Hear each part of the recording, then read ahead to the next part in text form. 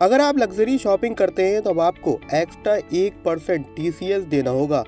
दरअसल income tax विभाग ने एक नई नोटिफिकेशन जारी किया है। इसके मुताबिक 10 लाख से ज्यादा कीमत वाले हैंडबैग, घड़ियां, जूते और स्पोर्ट्स वेयर पर अब 1% टीसीएस आपको देना होगा। इसका मतलब हुआ कि अगर आप 10 लाख रुपए का कोई सामान खरीदते हैं तो सेलर आपसे 10,000 रुपए का टैक्स लेगा। सीबीडीटी के मुताबिक सरकार ने लग्जरी खर्चों पर नजर रखने और 10 लाख रुपए से ज्यादा के लेन देन को इनकम टैक्स रिटर्न में दर्ज करने के लिए हाई वैल्यू शॉपिंग पर टैक्स का दायरा बढ़ा दिया है। इस टैक्स को वसूलने की जिम्मेदारी सेलर की होगी। ये नया नियम 22 अप्रैल से ही लागू कर दिया गया है। इसके लिए केंद्र सरकार ने टीसीएस के तहत लग्जरी आइटम्स की एक डिटेल लिस्ट भी जारी की है, जिसका मकसद है कि टैक्स बेस को बढ़ाया जाए और हाई एंड खर्चों पर सरकार नजर रखे। अगर प्रोडक्ट्स की बात करें तो 22 अप्रैल को जारी गई लिस्ट में watches, painting, sculpture, antiques, coin, stamps, pots, helicopter, luxury handbags, sunglasses, shoes, expensive sportswear, home theatre items, racing polo horses जैसे प्रोडक्ट शामिल हैं। बता दें कि लग्जरी आइटम पर टीसीएस का प्रोविजन जुलाई 2024 में पेश हुए बजट के हिस्से के तौर पर